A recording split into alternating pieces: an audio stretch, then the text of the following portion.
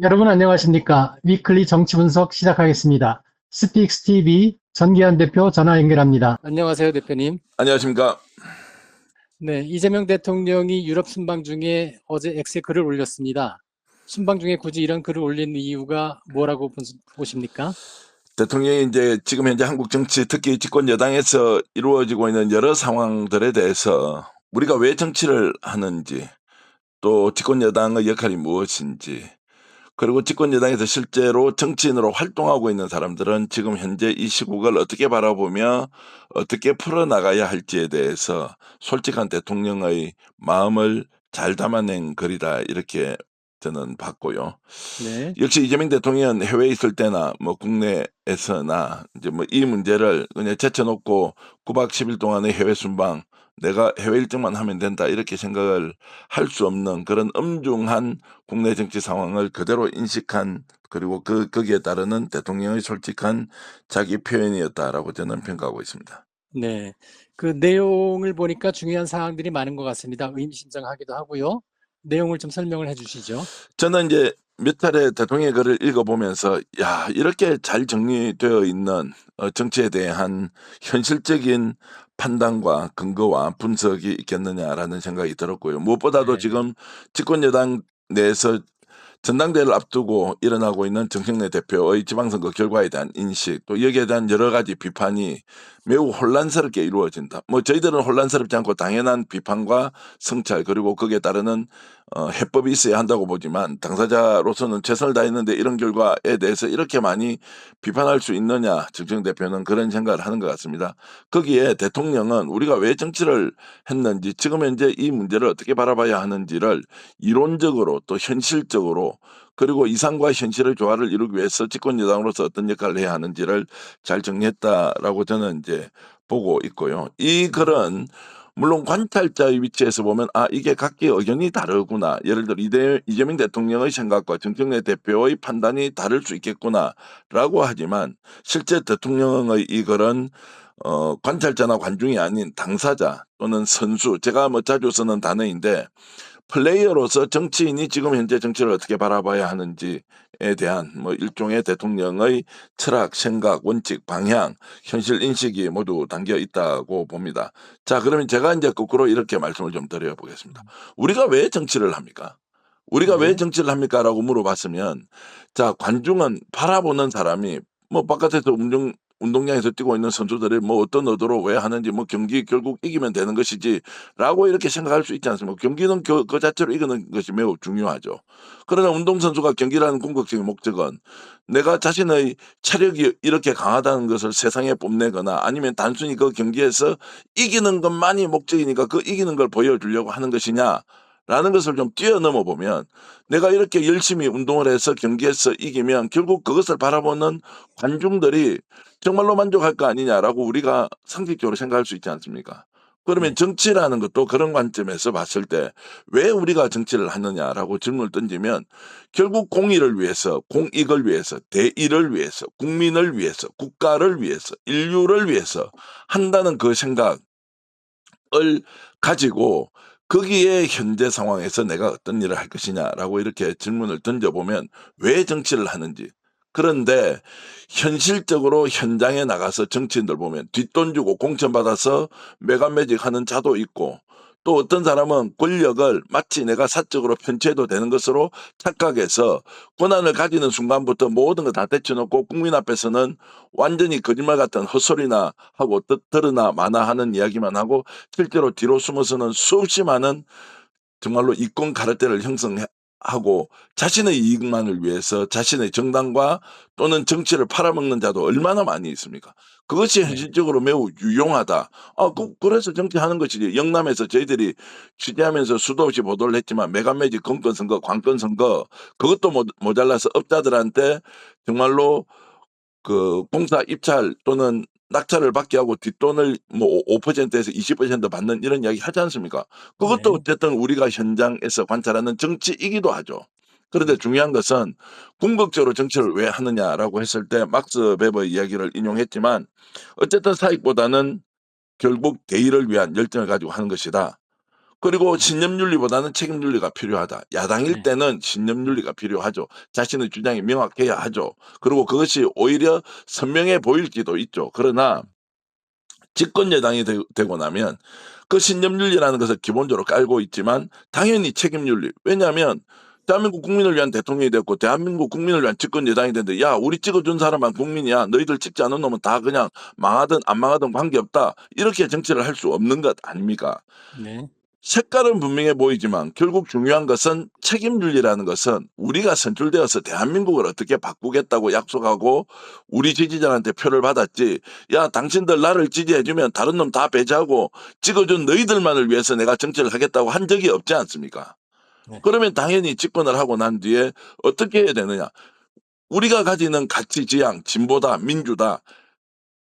그럼에도 불구하고 우리를 지지하지 않았던 사람들도 함께 넣어서 정치의 본령인 국민과 국가와 인류를 위해서 뭔가 우리가 헌신과 희생을 통해서 거기에 합당한 권한들을 또 위임받아서 밥도 먹고 사는 거 아닙니까? 좋은 차 가지고 있고 예산 편성에 대한 권한도 있고 어디 가면 다 그 사람들이 명예를 인정해주고 하지 않습니까? 그러나 네. 그것은 궁극적으로 국민과 국가를 위해서 하는 것이라는 그 책임윤리가 필요하죠.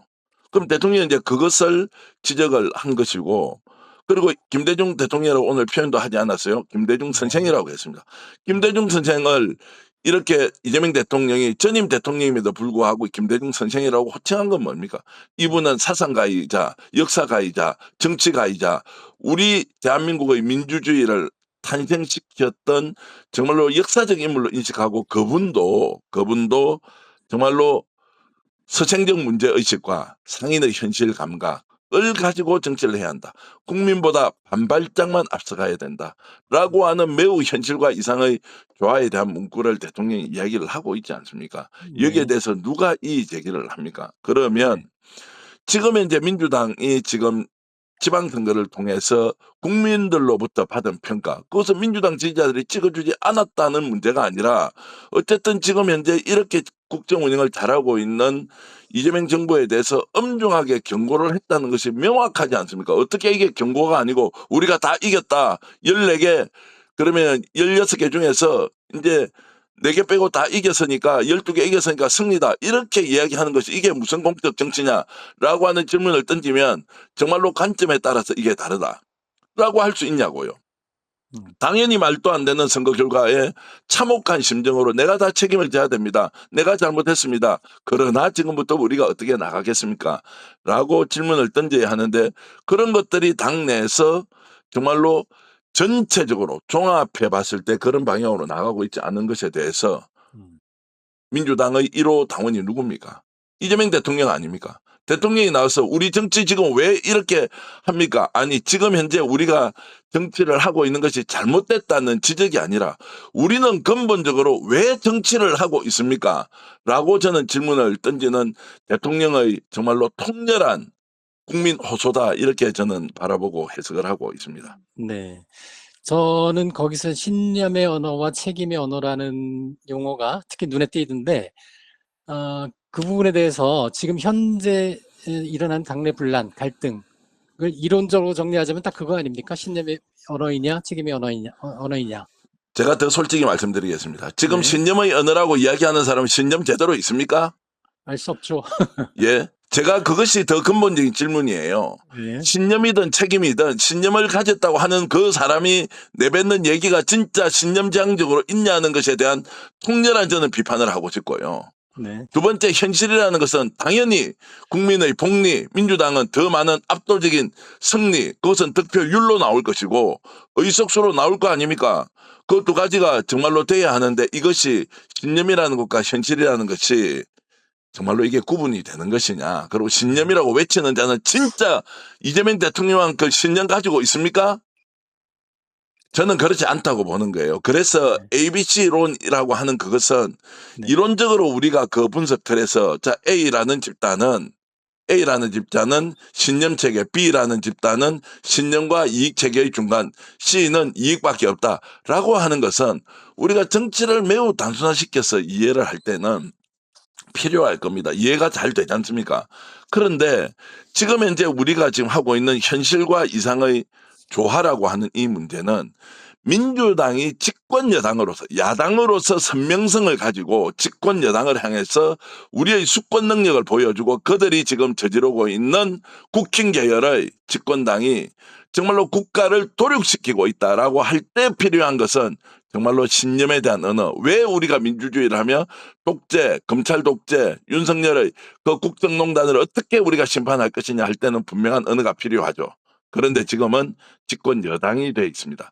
집권 네. 여당은 어떤 신념을 가져야 됩니까? 나의 지지자들이 확실하게 대한민국의 다음 정권을 가지도록 우리를 더 똘똘 뭉쳐서 상대를 배격하는 것이 신념입니까? 아니면 집권 여당이 됐기 때문에 우리의 신념은 대한민국 국민 전체와 대한민국 국가를 어떻게 우리가 더 발전시킬 거냐, 더 진보시킬 거냐, 이런 것에 대해서 집중을 하는 것이 당연하지 않습니까? 그런데 네. 어떻게 해서 지금 대한민국 집권 여당이 신념이라는 것과 그리고 우리가 이야기하는 현실이라는 것을 구분해서 할 만큼 그렇게 우리가 선택지가 많으냐? 저는 선택지가 없다고 봅니다. 국민을 네. 향해서 우리가 이제 평가받지 않으면 정권 재창출도 없는 것이고 우리만 똘똘 뭉쳐서 권력을 가졌다라고 판단하는 순간 이것은 미래가 없다라고 저는 보고 있습니다. 네.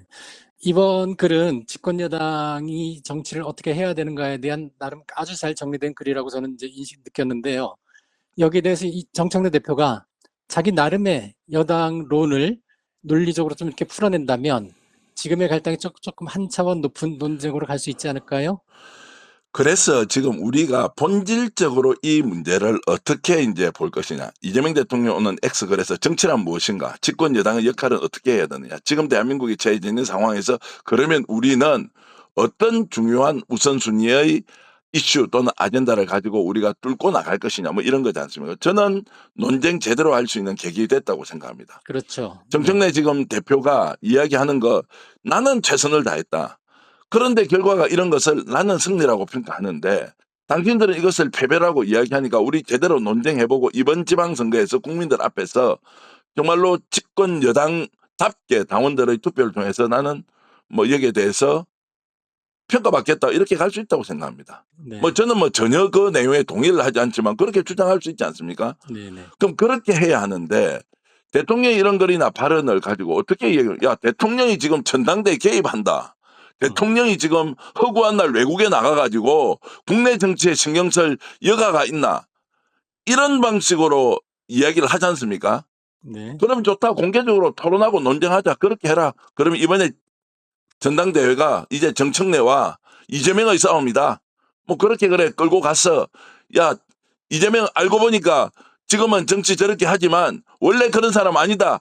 그렇게 하면서 국힘 계열 또는 대한민국을 정말로 이재명을 지금까지 악마화했던 자들의 용어까지 들고 나와서 지금 공격할 판이다. 이게 지금 정상진 전당대회가 되겠습니까? 네. 대통령이 지금 과도하게 개입하고 있다고요? 대통령이 이런 정도의 뜻을 가져서 국민들이 판단과 평가하지, 야, 이거 지금 대통령이 이 말 했으니까 정청래 찍어주지 마. 라는 것으로 듣는 순간 정청래 정치의 미래는 없다. 음. 지금 정청래 대표를 동조하고 또 그 뜻에 따르는 사람 저는 있을 수 있다고 생각합니다. 그러나 이것을 논쟁의 장에 올려놓고 그러면 정말로 정청래 대표는 지금 신념에 의해서 지금 민주당이 더 강한 민주당으로 가기 위해서 당원 주권을 외치고 이렇게 가는 것이냐 아니면 이재명 대통령은 당원 주권을 무시하는 것이냐 이런 것들 우리가 드러내놓고 합리적으로 결론 낼 수 있도록 토론과 논쟁해야 되는 거 아니겠습니까? 네. 그러면 저는 어떤 아젠다도 좋다. 그것이 공개적인 장에서 토론되고 논의가 되어야 한다. 대통령의 이 깊은 뜻을 전당대회 개입이라고 폄훼하고 그리고 왜곡하는 순간 그러면 진짜 전쟁이 불가피하다. 이것은 정풍운동처럼 당 내에서 이런 민주당으로 가야 되는 것이 맞는지 아니면 우리 민주당은 집권 여당으로서 더 큰 바다를 향해서 국민들을 포용하는 정당으로 가야 되는 것인지에 대한 저는 논쟁 불가피하다고 생각하고 그 논쟁의 수준이 훨씬 더 격렬하게 이제 정당의 노선과 관련된 부분으로 가야 된다. 그런데 지금 이 사안이 그 정도로 중요하냐 저는 그렇지 않다고 생각합니다. 그래서 단기적으로 전당대회에서 내가 연임을 한다. 내가 당대표가 신임으로 돼야 한다. 이런 논쟁을 뛰어넘는 생산적인 논쟁. 그건 뭐냐? 왜 정치를 하는가는 뭐 다 공적 가치가 있다고 저는 생각합니다. 두 번째, 왜 우리는 민주당인가에 대한 질문을 저는 논쟁하는 것은 매우 현실적이라고 봅니다. 네. 세 번째, 그 민주당이 야당이 아니라 집권 여당이 되어 있는 민주당이 그러면 우리는 어떻게 해야 돼? 그러면 민주 진보성을 더 강화시키는 것이 맞느냐? 아니면 중도 확장 노선으로 가는 것이 맞느냐? 이제 이런 것들은 당 내에서 저는 충분하게 논쟁할 수 있다고 생각합니다.